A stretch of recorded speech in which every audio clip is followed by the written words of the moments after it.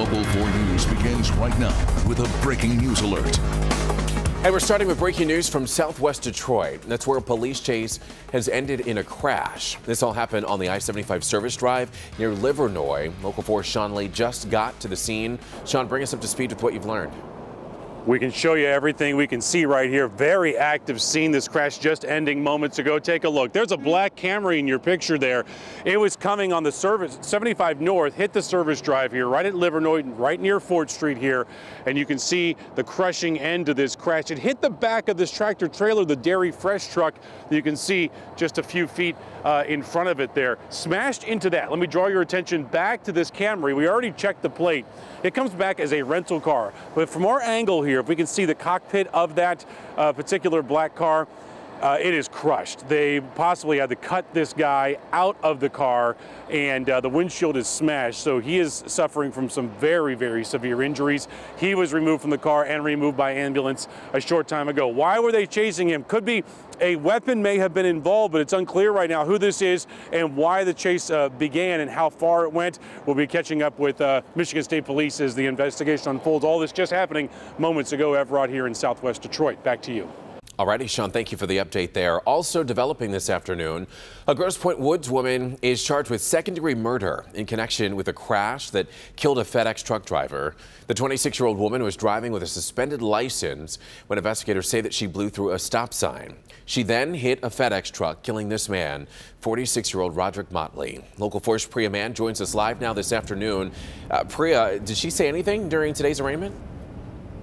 Everett, she didn't say a word. She let her lawyer do the talking for her, but family members of the victim said they were upset with what they felt was her cavalier attitude. Let's get to this brand new video. 26-year-old Maya Batts appeared before a judge at 36th District Court accused of driving drunk and killing a FedEx driver. On Tuesday afternoon, 46-year-old Roderick Motley was driving on Chandler near Newport when prosecutors allege Batts was speeding and didn't stop at the stop sign. The force of the impact flipped the FedEx truck on its side and Motley was ejected. It's alleged Batts was speeding from another accident a few blocks away when she hit Motley. Batts has been charged with second-degree murder, driving drunk causing death, and reckless driving causing death. The judge set her bond at $500,000, and when asked if the bond could be lowered, the judge expressed concerns about someone who was heavily intoxicated, did not have a license, and should not have been on the road to begin with. The judge refused to lower the woman's bond. Family members of the victim said they agreed with the judge and hoped Batts remains behind bars. The judge did say that, you know, she shouldn't, if she do get out, she should be tested for alcohol, but she shouldn't get out. That's my point. She shouldn't get out, and that's why I came here, and I'm going to make justice prevail. I am. And family members telling us it was very important for them to be in court today. Coming up at 5 o'clock, we're going to learn a little bit more about Batts's extensive driving history. We'll also hear more from the family members of the victims. Motley, 46 years old. He was a father and a FedEx driver for 23 years. Reporting live from 36th District Court, I'm Priya Mann, Local 4. Alrighty, thank you, Priya, for the update there. Turning our attention to the forecast now. Man, we saw some windy and really chilly conditions all across Metro Detroit. Let's turn things over to meteorologist Brandon Rue for a look at the weekend and what we can expect for the rest of the day today. Difference being yesterday's wind from the north. It stayed bone chilling all day. It's still going to be cool, but the winds are coming out of the south, so we're already seeing numbers warmer than yesterday. 25 degrees at Metro, 26 in Howell, Flint 25. 22 in Harrow, Ontario. Here's a look at those winds. This little gold arrow here, this indicates which direction those winds are heading from south to north. So it's a south wind anywhere between 10 and 20 miles an hour, gusting a little bit stronger, and that does a number on the wind chills. Mount Clemens right now, Macomb County, single-digit wind chills. Same deal in southern Ontario. The rest of us barely into the double digits, so it stays cool. Clouds thin out a little bit. Snow showers still through parts of our north zone over the next hour or two, but should be moving east. Most of us will see some cloud thinning and maybe some low 30s late in the day. Here's a look at the current radar picture. And again, you see some of the snow showers north, southern Ontario getting in on it too. We do have more wet weather in your weekend forecast coming up. Alrighty, Brandon, we'll check back in with you in just a little bit. Newly appointed Education Secretary Betsy DeVos was met by protesters today when she went to visit a D.C. middle school. She tried to enter the middle school this morning when this group of protesters blocked her from entering the building. And there you can see she turned away from the protesters with security there and got back into her government vehicle and just drove away from the building. Now, despite the protesters and them shouting shame at her, DeVos did come back to the school and managed to get inside through another door. New at noon, singer Trey Songz is headed to trial for assault. He's charged with assaulting an officer and aggravated assault after injuring a police officer during an onstage burst back at Joe Louis back in December during a concert with Trey Songz, or with Chris Brown, I should say. He appeared in court on video where he had his preliminary exam waived and was bound over for trial. The eastbound I-96 ramp to I-94 is back open this afternoon after being closed for a deadly crash. Police say a 64-year-old man was trying to exit eastbound I-96 for I-94 when he drove into the guardrail. This is around 3 in the morning. That man, unfortunately, was pronounced dead on the scene, and you can see the damage to that man's vehicle.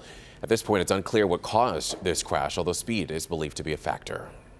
Last year, the Lions installed blue LED lights on the top of Ford Field, but now some Detroit residents want the team to turn those lights off. A petition has been started on change.org to have the lights turned off because they're too bright at night. The petition saying that it violates some city ordinance. However, in a statement to the Free Press, the Lions said that they followed the rules. Over 1,000 people have signed that petition so far. Also happening right now, the 14th annual Winter Survival Radiothon. The Heat and Warmth Fund is teaming up with WWJ Radio to raise more than $1 million for families in need. Every year, the annual Radiothon helps thousands of families in southeastern Michigan who can't afford to heat their homes or keep their lights on.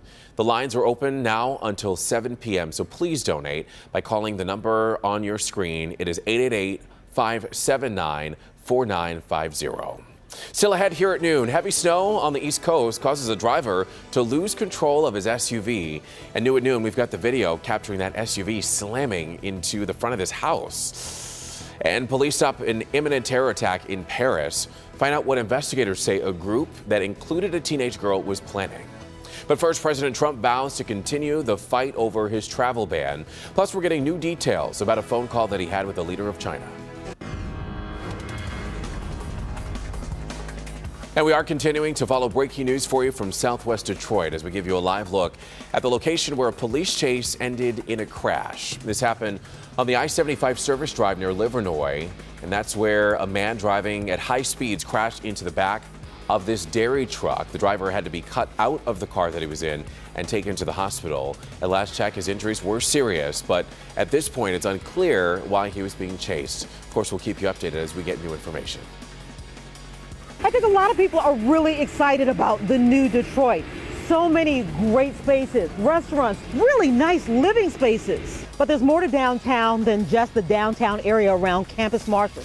What's happening in the neighborhoods, the surrounding neighborhoods? Today at 4 on First at 4, prepare to be wowed. Wait until you see what's developing in some of Detroit's oldest neighborhoods. I'm Jim. Welcome back, everyone. Today, President Trump slamming an appeals court decision to not reinstate his travel ban. While the president has not outlined his next step, he has indicated that he's willing to take the fight all the way to the Supreme Court. Now, in the meantime, we're also learning the president plans on honoring the so-called One China policy. Janice Mackey-Freya reports from Beijing with more on the president's phone call with the leader of China. This was a complete 180 by President Trump. Just weeks ago, he suggested the One China policy was open for negotiation. But from China's point of view, it had to happen. He had to publicly uphold the policy. There are few issues more sensitive to Beijing than Taiwan. From all accounts, the call was well received here, and Xi Jinping was said to appreciate it. It was a very good telephone conversation. The two leaders actually had not only a lengthy discussion, but a very cordial discussion. covering a wide range of issues. Trump likely realized that the risks of not backing down from a fight that he had started were simply too high and would stand in the way of real issues like trade, the South China Sea, and North Korea. Also critical in this was the timing. The call had to happen before the state visit of Japan's Prime Minister Shinzo Abe. It's going to be a lavish affair for China's regional rivals, so there was a degree of damage control too. There's no indication China had to give up any ground to break this deadlock, but this was a major concession by President Trump. Now back to you. And now to Paris, France, where 4 people were arrested today after anti-terrorism forces discovered a makeshift lab where they believe a bomb was being made. Officials found over 70 grams of explosive materials in the home of a 20-year-old man this morning. That man, along with 2 other men and a 16-year-old girl, were all arrested in connection with this case. At this point, though, it's unclear where the suspects were planning to attack, but an investigation is underway. And a little closer to home now in Boston. New video shows the moment a man lost control of his SUV and slammed into the front of a family's home. Take a look at this. The crash happened yesterday when a man was speeding through the snow. There you saw him. But the driver actually lost control of the vehicle and slams right into the front of this yellow house.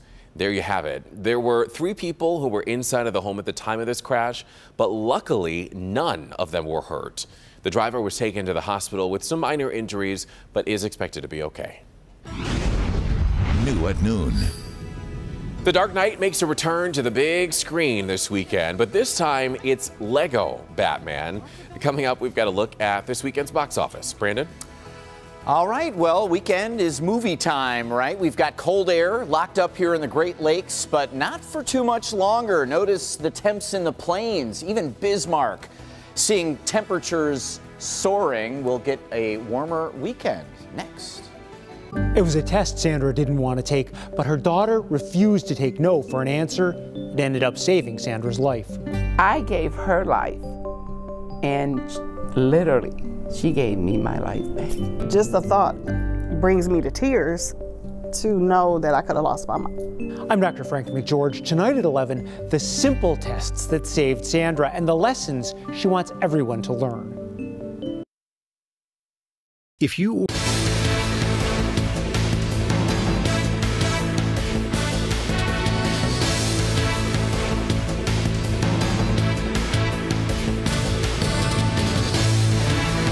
right now. All right, so we've got to embrace the cold weather. Yep. I'm choosing not to. Well, cranking up the heat, seat warmers, everything. Tomorrow's your day. Okay. The rest of today, temperatures are trying to warm up, but the wind is going to eliminate that feel anyway. I've got to back up the maps here. What was I thinking? What was I doing? Here we go. Your current temperatures looking out there right now with a temperature of 25 degrees, cloudy skies. Winds have already started picking up just in the last couple of hours, 16-mile-an-hour winds. Feels like 12, and this is one of the warmer wind chills at Metro Airport. A lot of our surrounding suburbs still seeing some single-digit wind chills. So 10 to 20-mile-an-hour winds mainly out of the south, gusting over 20, as we're seeing in Jackson near 30-mile-an-hour wind gusts in the 23-mile-an-hour range from Ann Arbor up to Flint. And that will be the bigger story today, more of a wind chill than a winter weather kind of a thing, even though we did have a little bit of snow. This is the wind field right now, and there is just no doubt about it, and makes forecasting at least temperatures pretty easy for about the next 36 hours as warmer air is coming in. It is also packed with some wind, which takes the feels like temps down. 33 the afternoon high. We need to thin the clouds out a little bit later this afternoon. Still have some snow in our north zone for maybe another hour. 90 minutes, and then moving east farther into southern Ontario, but those breezes will not go away until probably 8, maybe 9 o'clock tonight. So we go from a breezy evening to relatively calm overnight, partly to mostly cloudy skies. Temperatures don't fall off a whole lot because of those warming winds bringing in the mild air. We have a warm front still also that has to come through, which is just another surge of warmer air for your Saturday. And there's a look at the snow showers right now, just in the tip of the thumb in southern Ontario, moving slowly to the east.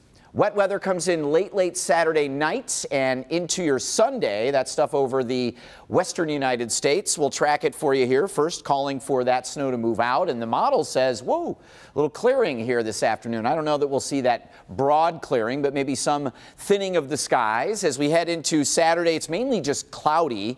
I don't think we're going to get much wet weather during the day, but middle 40s. If we had any sun, we'd probably get into the 50s tomorrow. Here is 5 a.m. on Sunday, a little wintry mix and rain, snow in our north zone, and it'll come back at us through the early afternoon, and temperatures are a big time variable here. I think we'll get some midday rain changing back to some snowflakes, and we do have a slightly cooler next week with windy conditions most of the week. Evrod, that does mean some light lake effect snow even on Valentine's Day. Alrighty, Brandon, thank you. Let's head on to the box office, to the movies for the weekend. And this weekend, Batman makes a return to the big screen, plus 2 highly anticipated sequels make their debut. Okay, fine, I will have dinner with you, because I'm hungry. Dakota Johnson gives in to her appetite in 50 Shades Darker. The sequel to the smutty smash finds her reuniting with the domineering Christian Grey. But her character is more independent these days until a shadow from her boyfriend's past shows up with a gun.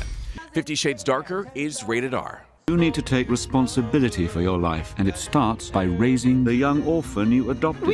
The Dark Knight builds a relationship in the Lego Batman movie. This spin-off from the 2014 Build-A-Brick blockbuster focuses on Bruce Wayne's alter ego. He's facing a threat from the Joker and other miscreants, and he's going to have to realize that saving Gotham is not a one-man job. The Lego Batman movie is rated PG. You want a war? Or do you want to just give me a gun? Keanu Reeves is an army of one in John Wick 2. He reprises his role as a retired hitman who is terrible at staying retired. But he's good at retiring other people and has a blood oath to help a former friend take on a killer's convention in Rome. John Wick 2 is rated R. I would hate to walk away from you knowing that I wouldn't see you again. It's not out just yet, but it's something critics are saying you should keep an eye out for. Rosamund Pike becomes an African queen in a United Kingdom. She's a London office worker who falls for a young diplomat played by David Oyelowo. The issue at the time is not only Oyelowo's race, but that he's also the king of Botswana, and the couple faces pressure from the governments of both countries to separate.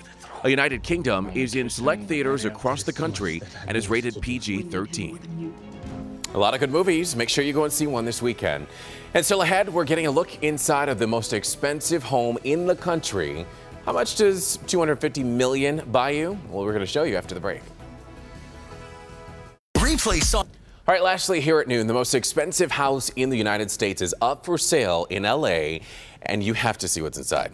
Take a look. It's a, how big?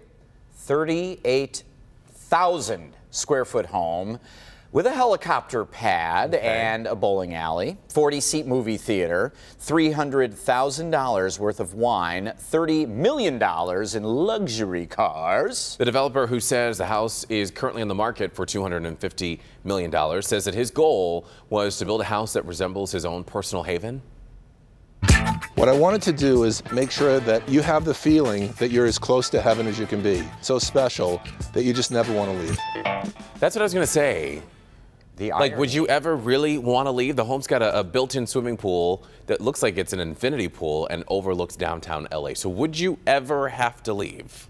Well, I just find it so ironic that he built this house that he never wanted to leave, and he's leaving. I wouldn't want people to come over because then you could never find him to have him leave. Have a great weekend, everybody.